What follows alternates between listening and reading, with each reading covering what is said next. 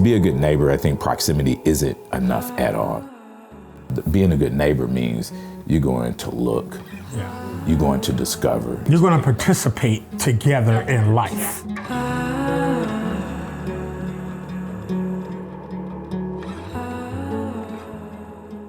I really think it all hits the ground when we're participating in life together, right?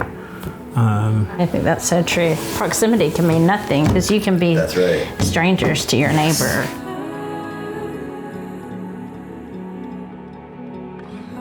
What I hear you saying in that is like, okay, so we've got to be present, right? We've got to be deeply paying attention. That takes presence. It also takes time. And also, like, the curiosity forces a posture of leaning in and not leaning out, right? And my question is, like, how do we keep slowing down? Because because even when you know all that, it's just easy to, like, keep speeding up.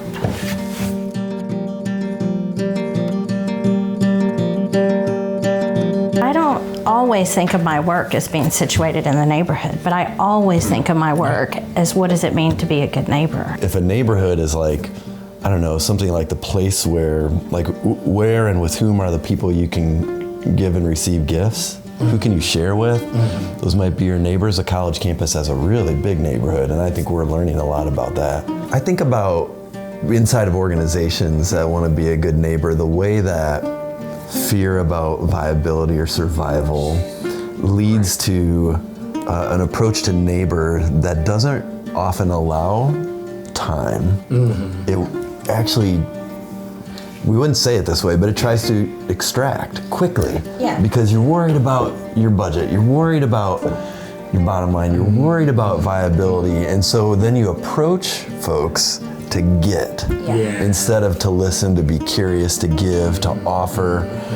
How can leaders of organizations who want to be in a neighborhood slow it down and allow those gifts to unfold instead of trying to wring them out? These places formed me, right? These places, like, pulled me out of places, opened up doors, and I don't know where I'm going, like, without it. My wife and I started this school that our sons went to, and now I drive my granddaughter to that school.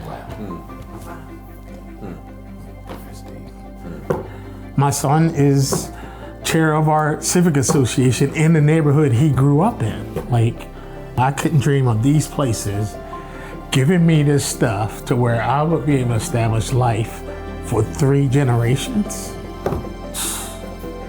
Man, that's nuts. And I can't believe I'm living this. I can't.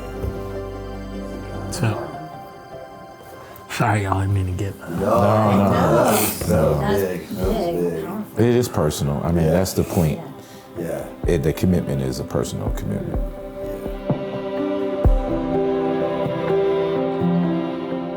I think we had to tell the truth about where we were a big part of the problem. You know, we tend to think about we're a Christian college, we tend to think of ourselves as being in this place of hero, basically, like we're here to help, we're here to do good. But in our system, like, we make our money by putting 18-year-olds into debt. That's how we make our money. So about 1/3 of our revenue comes from student loans that students take. And I think for us, one thing that was really transformational was just to begin saying that out loud. To say, I make my money. We, faculty and staff, we get paid. Like, I buy coffee with money that an 18-year-old from a disinvested neighborhood in the city I love will be paying off in the 2040s. Wow. Okay? That's the truth. Is that how we want to treat our neighbors? That's the truth. Truth is the conduit for trust. It is the conduit to trust. Absolutely. That currency of trust moves spaces. And oftentimes I've watched us go in for the transaction. We do have something to offer. But guess what we're not ready to do is receive sometime. But part of that is talking about where we are, not just in this higher ed, but like those neighborhoods have been redlined, And people of faith also have redlined those neighborhoods because they work in banks. So we should tell the truth. And we can't repent until it's done. Yeah. The other thing that is really hard when we think about a neighborhood, so the neighborhood that we're working on this corridor with, is that none of us got a lot of resources. And also people treat us like that.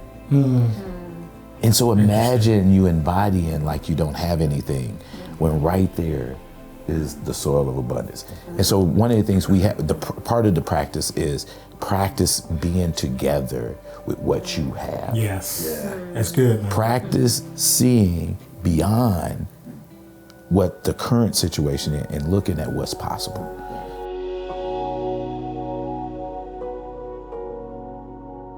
My neighbors in my other neighborhood give at 40%. They give. In Rosemore, in your neighborhood, in that neighborhood in Roseland, I asked those neighbors, 40 neighbors, how much money do you give to your cousins and friends you never expect back? They got so excited. I give 300, I give too much. They're never recognized as philanthropists, right? In some ways where we identify others, we don't level the playing field.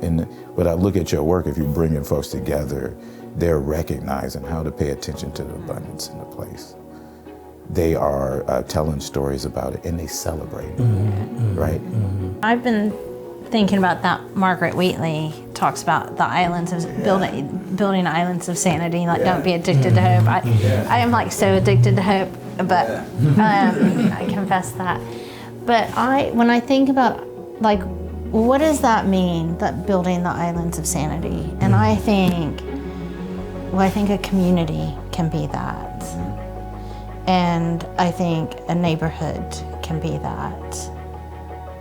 And I think that as we have more islands of sanity, then we can change the world. And I wonder if we actually need to not think about how the neighborhood changes the world, actually, and only think about how it changes us.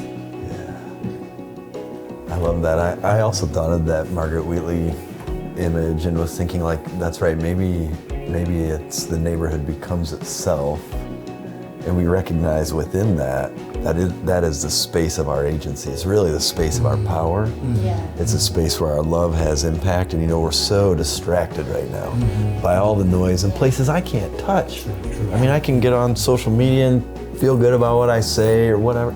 I can't touch that, but the people who I can walk to, that the neighborhood can become itself when it learns to listen, to share, to receive. Neighborhoods, the active practice of being a good neighbor in the world helps us fall in love with each other, right? That attempt is a noble act. It is one of the things that when we talk about the disparities, all have to do how we see difference and not the abundance of that difference, right? A neighborhood that is active in the life of the people around it is consistently opening doors and showing pathways to the people who are in that space, right? And I think struggling, challenged neighborhoods are incredible at that, right? Like some of our most decorated athletes and leaders will tell you stories of grandmoms and aunties and uncles and sitting around learning baseball from my granddad sitting at a TV we couldn't hardly see, right? Like, what else has, like, it's the only thing that has ever changed the world.